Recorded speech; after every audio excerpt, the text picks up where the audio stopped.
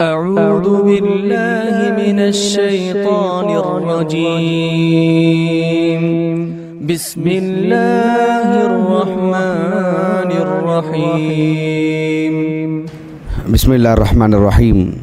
الحمد لله رب العالمين وبه نستعين وصلى الله وسلم على سيد الأنبياء والمرسلين وعلى آله وأصحابه أجمعين ومن تبعهم بإحسان إلى يوم الدين. أما بعد، آج کا جو موضوع ہے کہ قرآن مجید کو بہتر طریقے سے پڑھنے کے لیے، درست تلاوت کے لیے اور اس کی معانی کا خیال کر کے پڑھنے کے لیے اہل علم جو رموز علامتیں جو قائم کیے ہیں اس کو سمجھنا، اس کی اہمیت، اس کی رعایت کرنے کی ضرورت، یعنی قرآن مجید میں جو وقف جہاں کرنا ہے اس کی اہمیت مجھے بتانی ہے آپ کو کچھ مثالوں کے ذریعے سے۔ آپ لوگوں کو یاد ہوگا کہ تقریباً آج سے 1 سال پہلے، ابھی تو آج رجب کی پہلی تاریخ ہے اور مغرب بعد سے 2 تاریخ شروع ہو چکی ہے، گزشتہ سال 1440 ہجری جمادی الآخر کے مہینے میں تجوید القرآن، قرآن مجید کو تجوید سے پڑھنا، اس کی اہمیت پر میں نے ایک درس دیا تھا۔ اس سلسلے میں میں نے آپ کو یہ بتایا تھا کہ قرآن مجید کو تجوید سے پڑھنے کی کیا اہمیت ہے، وہ ایک الگ موضوع ہے مستقل۔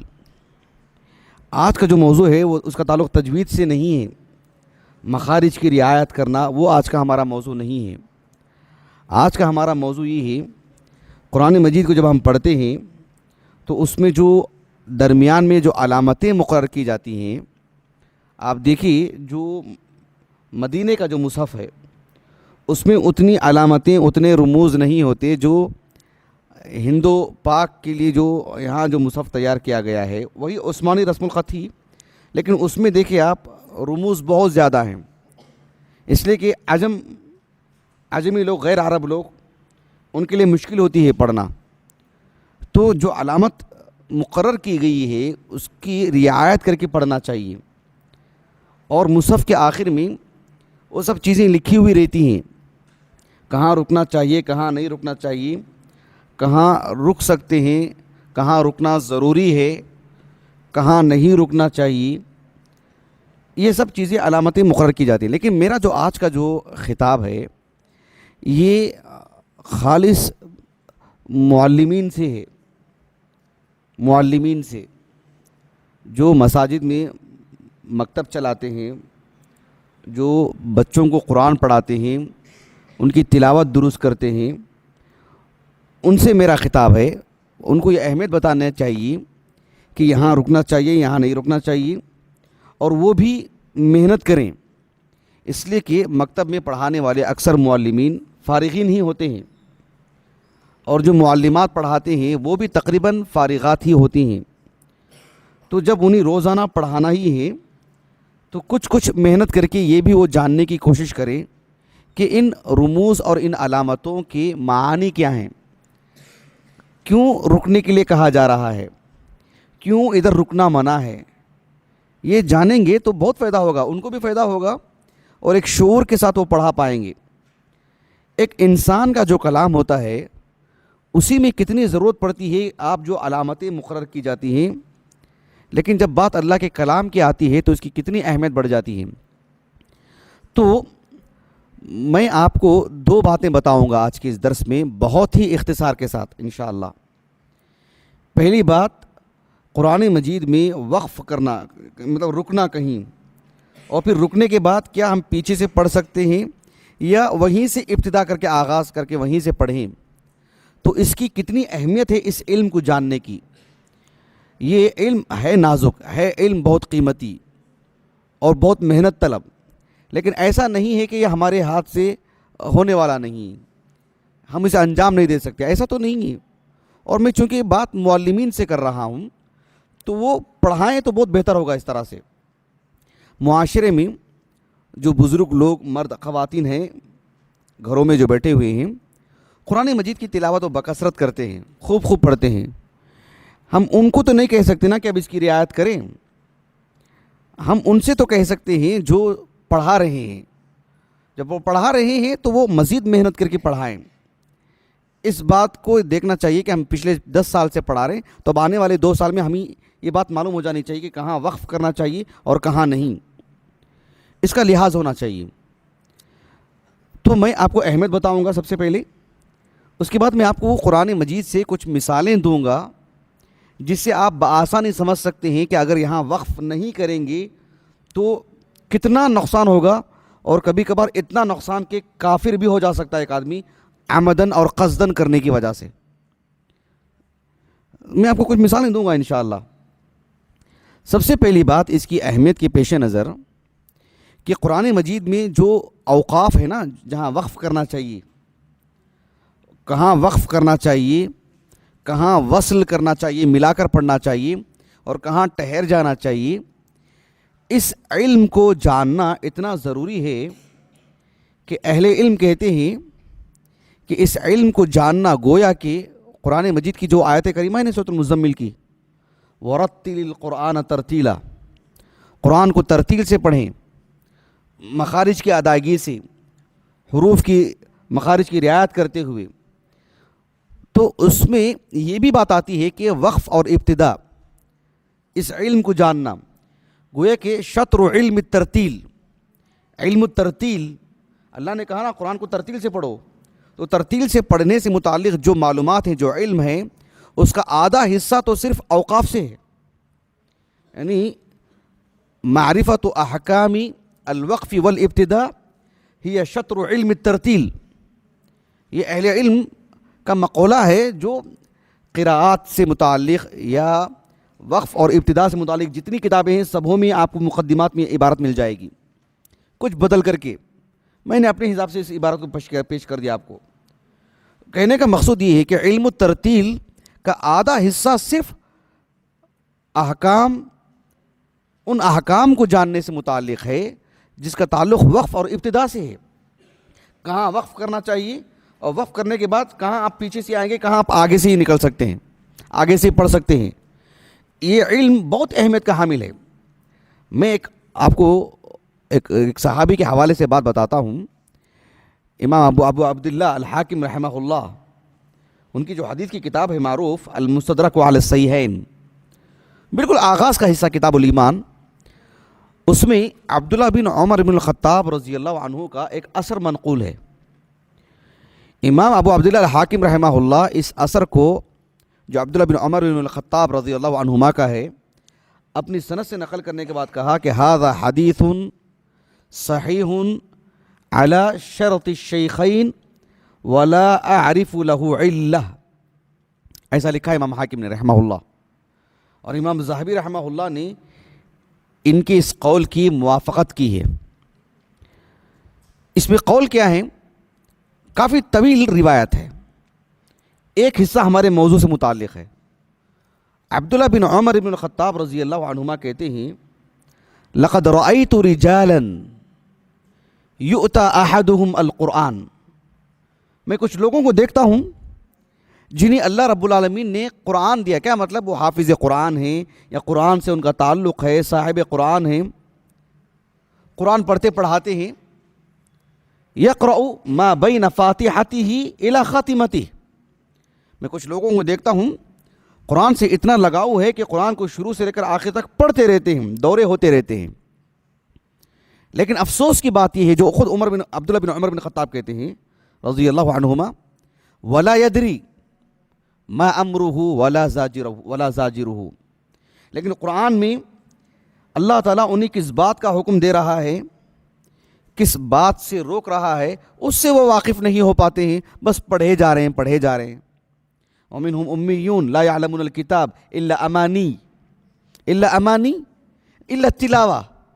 اہل کتاب کے اللہ تعالیٰ نے سرزنش کی نا، ان کو صرف الا امانی، الامانی یعنی التلاوہ، صرف تلاوت معنی مفہوم جاننے ان کو ضروری نہیں سمجھتے ہیں. یہی بات کہی عبداللہ بن عمر بن الخطاب نے رضی اللہ عنہما. لا یدری ما امرہ ولا زاجرہ. اوامر کیا ہیں، نواہی کیا ہیں، اللہ کس بات سے راضی ہوتے ہیں، کس بات سے ناخوش ہوتے ہیں، اس کی تو انہیں فکر ہی نہیں، جانتی ہی نہیں۔ اور دوسری بات جو بات کہی وہ بہت اہم ہے ہمارے موضوع سے متعلق، کہا کہ وَلَا مَا يَنبَغِي أَن يُوقَفَ عِندَهُمْ، کہ دوران تلاوت کہاں وقف کرنا چاہیے اس کی رعایت ہی نہیں کرتے ہیں، اس کا علم ہی نہیں ہے، اس سے وہ واقف ہی نہیں ہو پا رہے ہیں۔ کتنی حیران کن بات ہے نا، سبحان اللہ۔ یہ بات 4 صدی ہجری کے ایک عالم دین ہیں، علمی دنیا کی معروف ترین شخصیات میں سے امام ابو جعفر احمد ابن محمد النحاس المصری رحمہ اللہ، 338 ہجری سن وفات ہے ان کا، 330 پر 8۔ کئی کتابوں کے مصنف ہیں۔ ان کی ایک کتاب ہے القطع والاعتناف، القطع یعنی الوقف، الوقف والاعتناف، یہ نیٹ پر موجود ہے اور اسے آپ ڈاؤن لوڈ بھی کر سکتے ہیں، میرے پاس PDF شکل میں بھی کتاب موجود ہے۔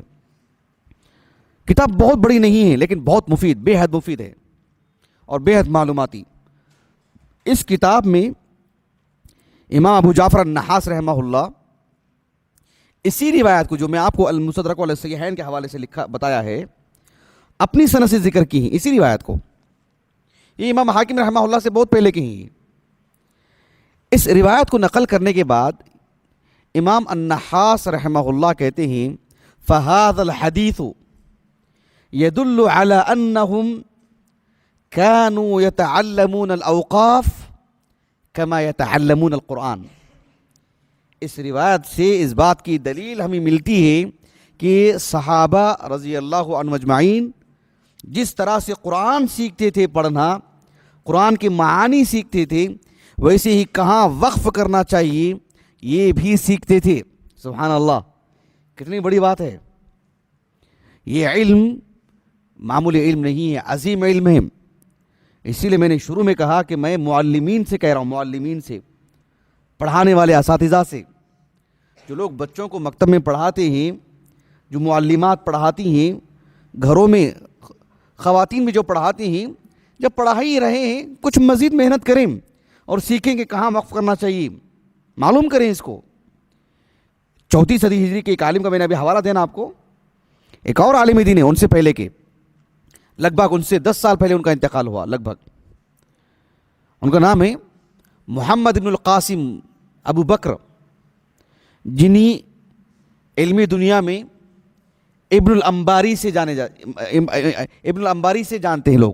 ابن الانباری، الانبار بغداد کا ایک علاقہ ہے، 328 20 پر 8 ہجری سن وفات ہے۔ ابن الانباری رحمہ اللہ معروف، بہت معروف۔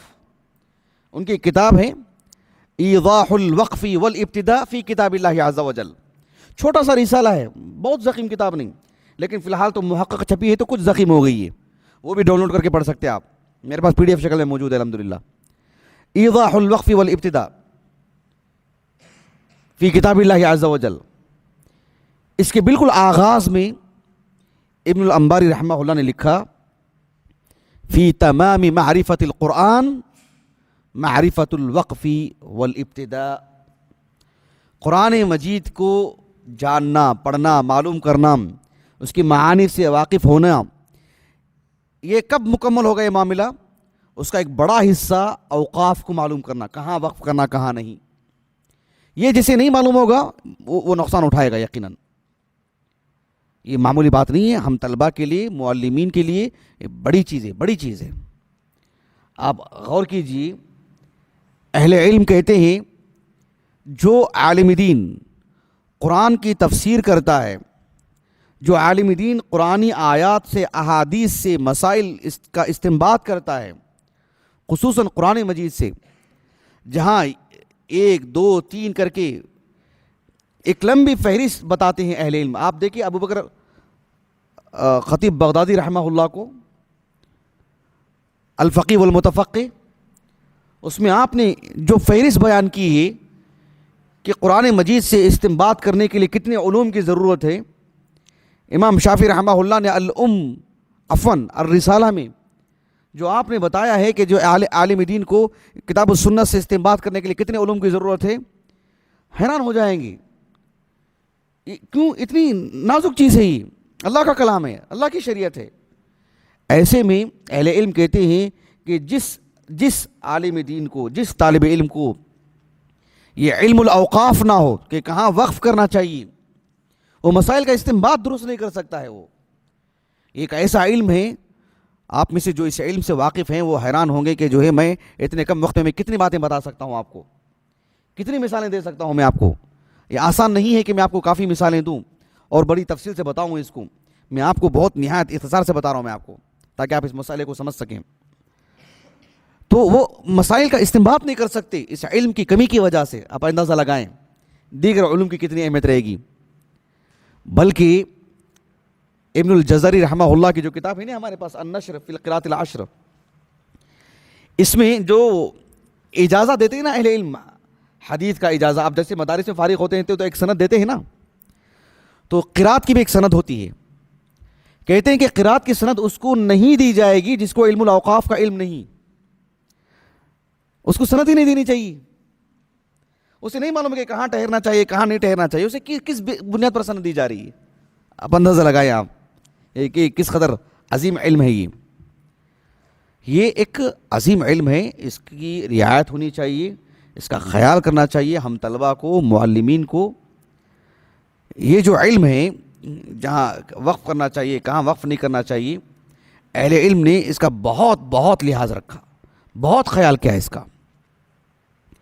اہل علم کہتے ہیں جو ہمارے پاس فی الحال مصحف ہے نا دنیا بھر میں، جس میں جو لکھت ہے جسے ہم کہتے ہیں عثمانی رسم الخط، اس میں جہاں اوقاف جو رموز ہیں اس کا خیال کرنا، اس کی رعایت کرنے کو اہل علم نے اہل علم کا اجماع ہے اس پر، مختلف فی مسئلہ بھی نہیں ہے، چند ایک جگہوں پر، اور وہ بھی کوئی بہت ہی مؤثر چیز نہیں، لگ بھگ اندازہ لگائیں آپ کے اجماع ہے اس پر کہ اس میں اختلاف کی گنجائش ہی نہیں ہے۔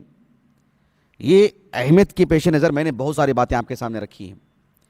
جب ہم کہتے ہیں قرآن مجید پڑھتے وقت کہ بھی ہم وقف کرنا چاہیے، اس میں بنیادی بات جب ہم وقف کہتے ہیں تو اس میں بنیادی بات یہ ہے، جسے ہم کہتے ہیں رؤوس الآئی، آیتوں کا اختتام جہاں ہوتا ہے بھئی وہاں وقف کرنا چاہیے، وہاں وقف کرنے کی عادت ڈالیں، وہاں وقف کرنے کا اہتمام کریں۔ آپ جو ہے ائمہ حرم کا خیال مت کریں کہ وہ کبھی کبھار سورۃ الفاتحہ پڑھتے ہوئے ایک سانس میں 2-3 آیتیں پڑھ لیتے ہیں، انہیں پتہ ہے کہ کہاں وقف کرنا چاہیے، کہاں آیت کے بعد نہیں ملانے سے بھی معنی میں تبدیلی نہیں آتی، انہیں پتہ ہے۔ مجھے اور آپ کو بھی اس درجہ علم ہونا ضروری نہیں ہے نا۔ جب آپ کو علم ہو تب آپ اس کا لحاظ کریں، محض ان کو سن کر کے ایسے یاد مت کر لیں، آپ اس کا خیال کریں۔ جو آپ کے سامنے اوقاف ہیں، جو رموز ہیں، جو آپ کے سامنے وقف کی جو علامت ڈالی گئی ہے، اب اس کا خیال کریں۔ ائمہ حرم جو پڑھتے ہیں وہ ائمہ حرم ہیں، وہ محض یاد کر کے نہیں کھڑے ہیں مصلی پر، وہ عالم دین ہیں، انہیں اس موضوع کا بھی علم ہے، انہیں اور گہرا علم ہے۔ اگر آپ اس علم کو اچھی طریقے سے معلوم کر لیتے ہیں، پھر ان کی تلاوت سنتے ہیں، پھر آپ کو ایک عجیب سے لذت ملے گی آپ کو۔ لیکن آپ جب آغاز میں اس کو پڑھتے ہیں تو آپ مکمل رعایت کریں جو قرآن میں اوقاف کی جو علامتیں ہیں۔ تو بنیادی طور پر جب وقف کی علامت کی بات آتی ہے تو جب آیت کریمہ کا اختتام ہوتا ہے وہاں پر امام ابو داؤد رحمہ اللہ ان کی جو السنن ہے اس میں ایک کتاب ہے کتاب الحروف والقراءات، ام المؤمنین ام سلمہ رضی اللہ عنہا کی طریق سے انہوں نے ایک روایت لائے ہیں۔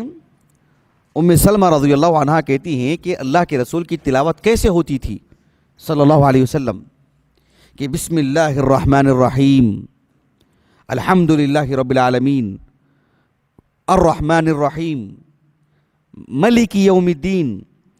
اس حدیث میں ملک یوم الدین ہے۔ امام ابو داؤد رحمہ اللہ نے اس حدیث کے اختتام میں لکھا کہ میں امام احمد بن حنبل رحمہ اللہ کو یہ کہتے ہوئے سنا کہ یہ قدیم قرات ہے مالک یوم الدین، اور جو متواتر قرات ہے وہ مالک یوم الدین، مالک یوم الدین وہ غلط نہیں ہے، وہ جو حدیث میں جس طرح سے اس لیے میں نے ویسے سنایا ہے آپ کو۔ لیکن اس حدیث میں مجھے بتانا کیا ہے، ام سلمہ رضی اللہ عنہ کہتی ہیں الحمدللہ رب العالمین الرحمن الرحیم مالک یوم الدین، یہ بتانے کے بعد وہ کہتی ہیں کہ آپ علیہ الصلاۃ والسلام کی قرات کیسے ہوتی تھی؟ یقطع قراءتہ آیتن آیتن، آپ علیہ الصلاۃ والسلام ہر آیت کو ایک ایک سانس میں پڑھتے تھے. ایک آیت پڑھتے تو اس پر آپ وقف کرتے، پھر ایک آیت پڑھتے پھر وقف کرتے، اس طرح سے. الحمدللہ رب العالمین الرحمن الرحیم مالک یوم الدین ایسے نہیں پڑھتے تھے اللہ کے رسول صلی اللہ علیہ وسلم. اور لقد کان لکم فی رسول اللہ اسوۃ حسنہ، اس میں بھی اللہ کے رسول ہی ہمارے لیے سب سے بہترین نمونہ ہے. یہ اللہ کے رسول کی تلاوت ہی. مثلا ہم کو کیسے پڑھنا چاہیے؟ اللہ رب العالمین نے فرمایا سورۃ البقرہ میں اولئک علی ھدی من ربہم واولئک ھم المفلحون. وقف کرنا چاہیے. ان الذین کفروا سواء علیہم اانذرتہم ام لم تنذرہم لا یؤمنون. وقف کرنا چاہیے. سمجھ رہے ہیں؟ اللہ کے رسول کا یہی عام اسلوب تھا، انداز تھا صلی اللہ علیہ وسلم پڑھنے کا، کیونکہ ہر آیت پر آپ جو ہے وقف کرتے جا رہے ہیں. سمجھ رہے ہیں اس بات کو اچھی طرح سے؟ آپ اچھی طرح سمجھیے اس بات کو. ایک یعنی بات بتانا چاہ رہا ہوں میں آپ لوگوں کو، اب بالضبط مجھے یاد نہیں آ رہا ہے. یہ دیکھیں، یہ جو سنن سعید بن منصور ہے ہمارے پاس، سنن سعید بن منصور کتنے 8 جلدوں میں ہے، 8 جلدوں میں سنن سعید بن منصور. اس کی جو پہلی جلد ہے اس میں غالباً میں تھوڑا سا مجھے غلط ملت ہو رہا ہے، شاید میں نے اس میں پڑھا تھا، لیکن اس میں سعید بن منصور رحمہ اللہ جو علماء بغداد میں سے ہیں، انہوں نے اپنی سند سے اس بات کو نہیں نقل کی ہیں، محقق نے حاشی میں نقل کی ہیں جتنا مجھے یاد آ رہا ہے. مجھے درس کے بعد ذرا مراجعہ کر لیں آپ ایک مرتبہ، کہ ایک معروف تابعی عامر بن شراحیل الشعبی رحمہ اللہ، ان سے متعلق یہ بات ہے.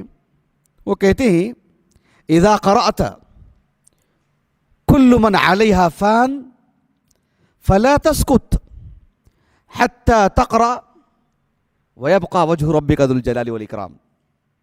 وہ کہتے ہیں کہ كل من عليها فان، یہ پڑھ کر کے اختتام کر کے مت چلے جائیے آپ. وہ پڑھنے کے بعد آپ خاموش نہ رہیں جب تک کہ آپ وَيَبْقَى وَجْهُ رَبِّكَ ذُو الْجَلَالِ وَالْإِكْرَامِ نہ پڑھ لیں. تبھی تو بات پوری ہوگی نا. یعنی آیت کریمہ کا جو اختتام ہو رہا ہے، جو وقف جہاں کر رہے ہیں آپ، کتنا خیال کرنا چاہیے. سمجھ رہے ہیں آپ اس بات کو؟ میں یہ کہنا چاہ رہا ہوں کہ آپ کو آیت کریمہ کا جو اختتام ہوتا ہے وہاں پر وقف کرنا وہ اصل ہے. بھلے ہی کبھی کبھار معنی مکمل نہیں ہوتا ہے، بھلے ہی. ایک مثال میں آپ کو دیتا ہوں. اللہ سبحانہ و تعالیٰ نے سورۃ الصافات میں بیان فرمایا وَإِنَّكُمْ لَتَمُرُّونَ عَلَيْهِمْ مُصْبِحِينَ. اس کے بعد کیا ہے؟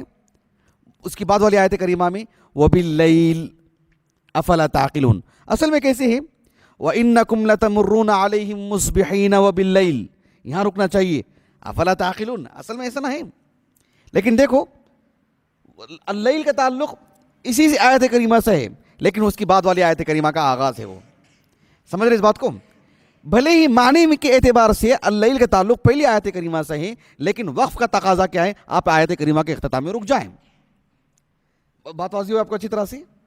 یہ چیز میں آپ کو بتاتا ہوں کہ ایک عالم دین کو، ایک معلم کو جب قرآن مجید پڑھتے ہیں تو نہایت سنجیدگی سے، نہایت شعور سے پڑھنا چاہیے اور معنی کا خیال کرتے ہوئے. اگر آپ پڑھیں گے ترجمہ سے بھی آپ کو کچھ اندازہ ہونے لگے گا کہ ہاں بھئی یہاں وقف کرنا چاہیے. یہاں وقف نہیں کریں گے تو بات نہیں واضح ہوگی، غلط ملت ہو جائے گا. مثلا دیکھو آپ، اللہ سبحانہ و تعالیٰ نے سورۃ الفرقان میں بیان فرمایا لَقَدْ أَضَلَّنِي عَنِ الذِّكْرِ بَعْدَ إِذْ جَاءَنِي. اس کے بعد کیا ہے؟ وَكَانَ الشَّيْطَانُ لِلْإِنسَانِ خَذُولًا. اس آیت کریمہ کا شان نزول اٹھا کے دیکھیے آپ. ایک کافر کا یہ قول ہے، ایک کافر کہے گا نا کل قیامت کے دن ایسے. اللہ سبحانہ و تعالیٰ نے مکے میں اللہ کے رسول پر جب قرآن نازل ہوا تو وہاں پر ایک کافر کی بات اللہ سبحانہ و تعالیٰ نے اس کے حق میں یہ بات بیان فرمائی کہ کل قیامت کے دن یہ کافر ایسے کہے گا. بہرحال وہ اکیلا نہیں، کفار ایسے کہیں گے، نسأل اللہ السلامہ. لیکن غور طلب بات کیا ہے؟ لَقَدْ أَضَلَّنِي عَنِ الذِّكْرِ بَعْدَ إِذْ جَاءَنِي. کل قیامت کے دن ایک کافر یہ بات کہے گا کہ اللہ کی شریعت، اللہ کا کلام قرآن میرے پاس آ گیا تو تھا، لیکن اس کے آنے کے بعد بھی میرے دوستوں نے، میرے احباب نے، میری دنیا نے، میرے نفس نے مجھے گمراہ کر دیا. لقد اضلنی، یعنی وہ جو میرا حمیم ہے، میرا خلیل ہے، میرا دوست ہے. لقد اضلنی عن الذکر بعد اذ جانی. اللہ کا کلام تو میرے پاس آ چکا تھا، اللہ تعالیٰ کی شریعت میرے پاس آ گئی تھی، اس کا علم مجھے مل گیا تھا، لیکن دیکھو میری دنیا نے، میرے دوست و احباب نے، میری بیوی بچوں نے، میرے فلاں نے مجھے اس سے غافل کر دیا، مجھے اس سے گمراہ کر دیا. یہ تو اس کی بات ہوئی. وَكَانَ الشَّيْطَانُ لِلْإِنسَانِ خَذُولًا. یہ تو اس کی بات نہیں ہے نا، یہ تو قرآن نے اس کی اس بات پر تبصرہ کیا ہے. سمجھے آپ اس بات کو؟ دو جدا جدا چیزیں ہیں. وقف ضروری ہے. علامت نہ بھی دیکھیں آپ تو آپ کہہ سکتے ہیں کہ یہاں وقف ہونا چاہیے. ایک اور مثال میں آپ کو دیتا ہوں. اللہ رب العالمین نے سورۃ النمل میں جو سلیمان علیہ السلام کا جو قصہ بیان فرمایا، ملکہ سبا نے کیا کہا؟ قالت ان الملوک اذا دخلوا قریۃ افسدوها وجعلوا اعزۃ اہلها اذلہ. اس کی اتنی ہی بات ہے. قرآن نے یہ تبصرہ کیا وَكَذَلِكَ يَفْعَلُونَ. وَكَذَلِكَ يَفْعَلُونَ. عموماً ملوک عمراء ایسے ہی کرتے ہیں. سلیمان ان میں سے نہیں ہے علیہ السلام. عام طور پر ملوک عمراء کا یہی کام ہوتا ہے، لیکن ملکہ سبا کا کیا قول تھا؟ قالت ان الملوک اذا دخلوا قریۃ افسدوها وجعلوا اعزۃ اہلها اذلہ. یہ مثالیں سب آپ کو جو انہی کتابیں مل جائیں گی جن کے میں نے آپ کو حوالے دیے ہیں. تو یہ گویا کہ وقف ضروری ہے وہاں پر، اس لیے کہ دو جدا جدا باتیں ہیں. اگر آپ ان کا خیال نہیں کریں گے، اس کی رعایت نہیں کریں گے، تو معنی میں کس قدر تبدیلی ہوتی ہے. آپ غور کیجئے. میں آپ کو ایک 4 مثالیں دیتا ہوں ہلکی پھلکی، تاکہ آپ لوگوں کا ذہن کھلے اس معاملے میں. بالکل واضح مثالیں دیتا ہوں کہ بھائی آپ خود بولیں گے کہ یہاں تو وقف لازم ہے، یہاں وقف کرنا ہی چاہیے. نہیں کریں گے تو معنی میں کیسی تبدیلی ہوتی ہے، آپ غور کیجئے. آپ اب وہاں پر کون سی علامت ہوتی ہے، کون سا رمز ہوتا ہے، اس میں کیا معنی ہوتا ہے، اس کی کتنی مثالیں، وہ ہمارے موضوع میں نہیں، وہ ہمارے موضوع سے خارج ہے. یہ ہم آدھے گھنٹے میں بتا بھی نہیں سکتے. یہ جو معلم بیٹھا ہے پڑھانے کے لیے طلبہ کو، معلمہ جو بیٹی ہے، وہ اس کا خیال کرے، روزانہ ایک ایک کر کے سیکھے اور ان کو نشاندہی کرے طلبہ کو. اب مثال کے طور پر اللہ رب العالمین نے سورۃ یونس میں بیان فرمایا، غور کیجیے آپ. وَلَا يَحْزُنْكَ قَوْلُهُمْ ان العزت للہ جمیعا. یہ ایک ہی آیت کریمہ ہے نا سورۃ یونس کی. اللہ نے کیا فرمایا؟ ولا يحزنك قولهم ولا يحزنك ایھا الرسول. اللہ کے رسول سے کہا جا رہا ہے صلی اللہ علیہ وسلم، یعنی کفار کی جو باتیں ہیں وہ آپ کو غم زدہ نہ کر دیں. کفار کی کون سی باتیں ہیں؟ وہ بات ان العزت للہ جمیعا جو آگے کی ہے. دیکھ رہے ہیں آپ اس بات کو؟ ولا يحزنك قولهم، آپ وقف کریں. ان کا قول کیا ہے؟ یہی قول کہ ان العزت للہ جمیعا. نہیں نا، ان العزت للہ جمیعا یہ تو توحید ہے، یہ تو اصل الاصیل ہے. اور یہ کلام تو، یہ بات تو ایسی ہے کہ غم زدہ نہیں، تو خوش کر دینے والی بات ہے کہ ان العزت للہ جمیعا کوئی کہتا ہے تو. ولا يحزنك قولهم کا تعلق تو پیچھے سے ہے. اللہ کے بارے میں طرح طرح کی باتیں کرنا، آپ کی شان میں گستاخی کرنا، اللہ کے کلام کو جادو اور کہانت کہنا، یہ سب جو باتیں ہیں کہ اللہ تعالیٰ اہل ایمان کی کچھ مدد نہیں کرے گا، قیامت برپا نہیں ہوگی، اس طرح کی جو بھی باتیں ہیں ولا يحزنك قولهم، وقف کیجیے. اس کے بعد ان العزت للہ جمیعا وهو السمیع العلیم. اب آگے کی بات ہے. کتنی واضح مثال ہے، غور کرنے کی ہے کہ نہیں بتائیے. یہاں وقف نہیں کریں گے، یہ ان کا قول ہو سکتا ہے؟ بالکل بھی نہیں ہو سکتا. ایک اور مثال میں آپ کو دیتا ہوں. اللہ رب العالمین نے سورۃ المائدہ میں بیان فرمایا، لقد کفر الذین قالوا ان اللہ ثالث ثلاثہ. یہی تو قول ہے نا ان کا. اور اللہ تعالیٰ نے اس قول کو کفریہ قول کہا، یہ کافروں کا قول ہے. لقد کفر الذین قالوا ماذا قالوا، کیا کہا انہوں نے؟ ان اللہ ثالث ثلاثہ، اللہ تعالیٰ 3 میں سے ایک ہے. یہ کافروں نے کہا نا. اگر آپ یہاں وقف نہیں کریں گے تو کیا لازم آئے گا وہ دیکھو. وما من الہ الا الہ واحد، یہ بھی انہی کا قول ہے. لقد کفر الذین قالوا ان اللہ ثالث ثلاثہ وما من الہ الا الہ واحد. یہ دونوں قول انہی کے ہیں. نہیں، اللہ نے کہا لقد کفر الذین قالوا ان اللہ ثالث ثلاثہ، وقف کیجیے. کافروں کا قول ہو گیا. اس کے بعد ان پر رد ہے وما من الہ الا الہ واحد. بات واضح ہوئی آپ کو؟ اگر کوئی یہاں وقف نہیں کرے گا تو اگر کوئی یہاں وقف نہیں کرے گا تو غور کیجئے گا آپ معنی میں کیا بات آئے گی. سبحان اللہ العظیم. یہ میں نے مثالیں جو آپ کے سامنے رکھی ہیں یہ بتانے کے لیے کہ وقف کرنا ضروری ہے. وقف نہیں کریں گے. ایک اور مثال میں آپ کو دیتا ہوں. اللہ سبحانہ و تعالیٰ نے سورۃ غافر یا سورۃ المؤمن یا غافر ایک ہی سورہ کے دو نام ہیں. بالکل آغاز میں اللہ رب العالمین نے فرمایا وَكَذَلِكَ حَقَّتْ كَلِمَةُ رَبِّكَ عَلَى الَّذِينَ كَفَرُوا وَكَذَلِكَ حَقَّتْ كَلِمَةُ رَبِّكَ عَلَى الَّذِينَ كَفَرُوا. جو کفار ہیں ان پر تمہارے رب کی یہ بات ٹھوس ہے, مضبوط ہے, مؤکد ہے, اٹل ہے, ہو کر کے رہے گی. کیا چیز ثابت ہو چکی ہے کافروں پر یہ بات, تمہارے رب کی یہ بات کہ انہم اصحاب النار, وہ اہل جہنم ہیں. اب آگے ملا کے پڑھیں گے انہم اصحاب النار الذین یحملون العرش ومن حولہ یسبحون بحمد ربہم. غور کیجیے آپ, آگے آنے والی آیت کس کے متعلق ہے؟ ملائکہ, اور ملائکہ بھی نہایت بلند درجے والے.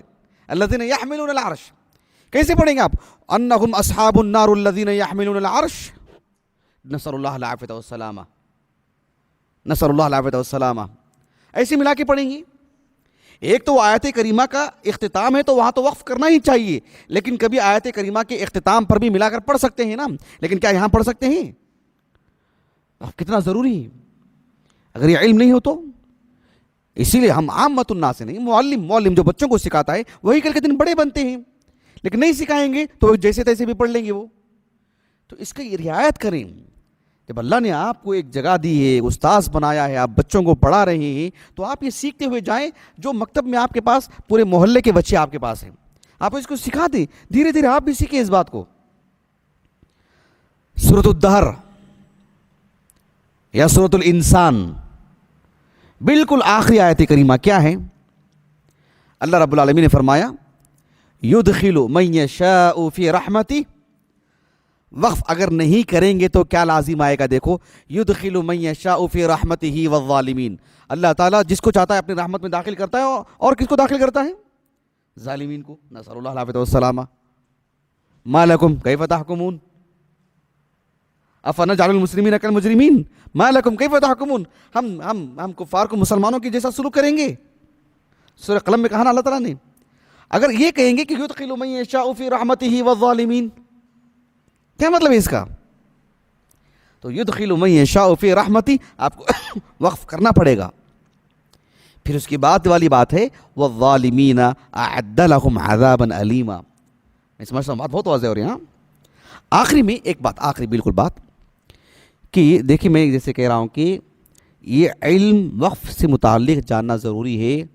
میں آپ کو دل کی آنکھیں کھولنے کے لیے باذن اللہ تعالیٰ کہ اس بات سے دل کی آنکھیں کھل جائیں کہ اگر کوئی شخص قصداً عمداً جہاں وقف کرنا ہے نہیں کرتا ہے, معلوم کرنے کے باوجود بھی وہ کافر بھی ہو سکتا ہے.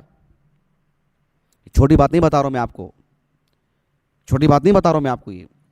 یہ کافر وہ کافر. بات دیکھو آپ, مثلا آپ دیکھو سورۃ المائدہ میں اللہ تعالیٰ نے فرمایا لقد کفر الذین قالوا ان اللہ هو المسیح ابن مریم. اگر کوئی یہاں وقف کر دیتا ہے تو لقد کفر الذین قالوا وقف کر دیا ان اللہ هو المسیح ابن مریم. اور کیجیے آپ, قصداً عمداً جان بوجھ کر, کافر نہیں ہو جائے گا وہ؟ بتائیے آپ, سمجھ رہے اس بات کو؟ تو اس علم کو جاننے کی اہمیت میں آپ کو بتا رہا ہوں. کتنی مثالیں آپ کے سامنے دی گئی ہیں. اللہ رب العالمین نے سورۃ الانعام میں, قرآن مجید میں کتنی مقامات پر بھائی, سورۃ النمل کے اواخر میں دیکھ لو, سورۃ الفاطر کے وسط میں دیکھ لو آپ, متعدد مقامات پر اللہ رب العالمین نے, سورۃ اللقمان کے اس سے پہلے سورۃ الروم کے اواخر میں دیکھ لو آپ, اللہ نے اس بات کو کئی جگہ پر کہا ہے کہ جو مردے ہیں وہ سنتے نہیں ہیں. بھئی دنیا میں آپ کی بات سنتا کون ہے؟ جو زندہ ہے.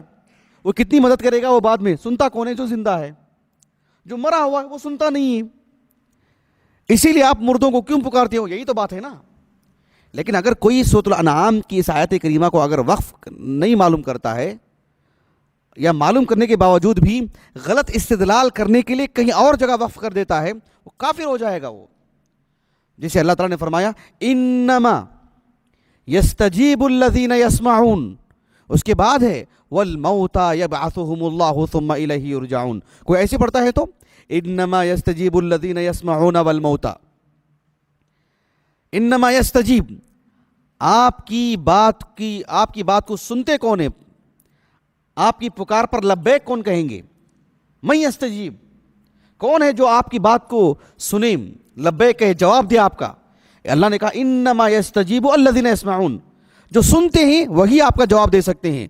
والموتى یبعثهم اللہ, اور جو مردے ہیں اللہ انہیں کل قیامت کے دن دوبارہ زندہ کرے گا. اگر کوئی ایسا پڑھ لے انما یستجیب الذین یسمعون والموتى, سنتے تو صرف وہی ہیں جو, جواب تو صرف وہی دے سکتے ہیں جو سنتے ہیں اور جو وہ ہیں جو مردہ ہیں. یہ تو قرآن کے پیغام کے بالکل منافی ہے.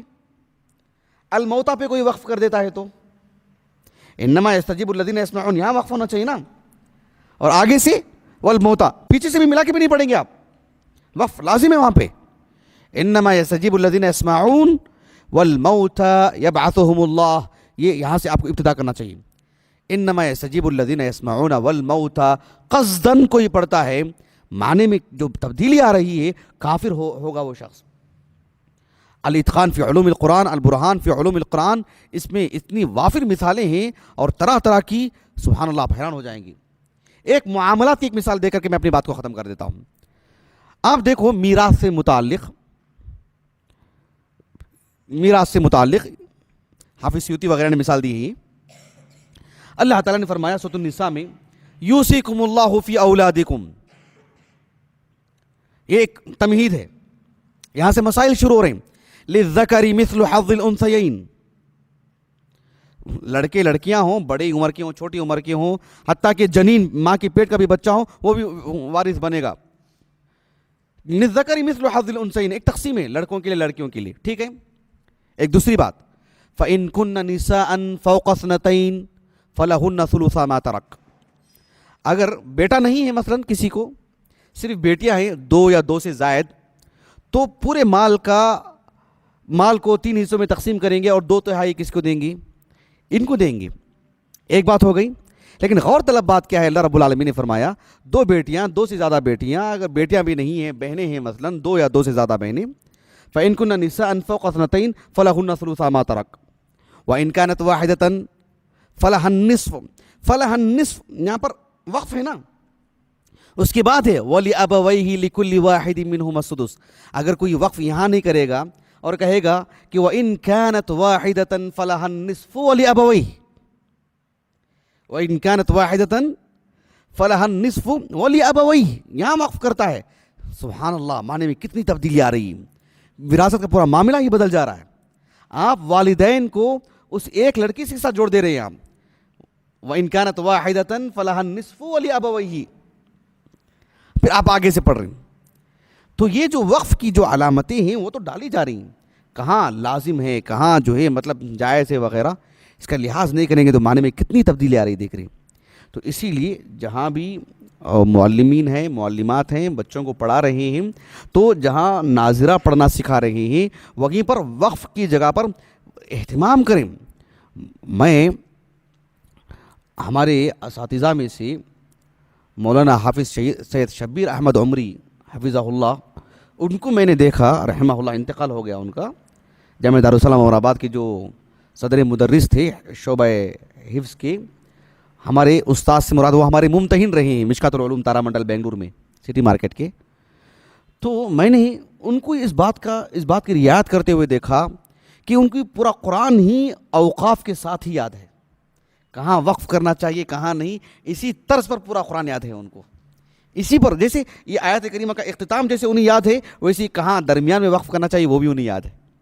اتنی رعایت بہت ضروری ہے, ایسی ہی پڑھنے کے لیے بھی, تلاوت کے لیے بھی, معنی مفہوم کے لیے تو بدرجہ اولا, اور طالب علم, عالم دین اور اس فقیہ کے لیے واجبات میں سے ہے. سمجھ رہے ہیں نا, تو یہ بڑی اہم چیز ہے. اللہ تعالیٰ سے دعا ہے کہ اللہ تعالیٰ ہم اس کی رعایت کے ساتھ تلاوت کرنے، پڑھنے، پڑھانے کے اللہ ہمیں سعادت دے. اللہ سبحانہ و تعالیٰ یہ کلام کو نہایت سنجیدگی سے، شعور سے اللہ ہمیں پڑھنے والا بنائے. سبحانک اللہم و بحمدک، اشہد ان لا الہ الا انت، استغفرک و اتوب الیک.